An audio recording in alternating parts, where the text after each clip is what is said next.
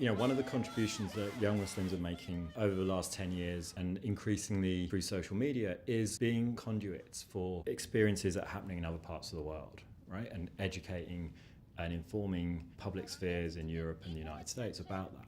I think conversation is an important starting point to start addressing these issues. By itself, though, having conversations is not going to fundamentally change the way in which Islamophobia works, because Islamophobia for me is not just a series of prejudices and kind of ignorance about someone else's religion, but something that's a bit more structural and systematic. In terms of Europe, countries like France and Holland and Britain have got long histories of interactions of various kinds with Muslim populations around the world through the history of European colonialism. The United States has never had a colonizing presence in a Muslim majority country until very recently. So where Islamophobia comes from in the US is much more to do with the Israel-Palestine issue. I spent a lot of time looking at how this notion of moderate Muslim was used. And one of the things you find is that this notion is inherently contradictory. So on the one hand, if you're a moderate Muslim, you're supposed to be someone who constrains your religion to the private sphere.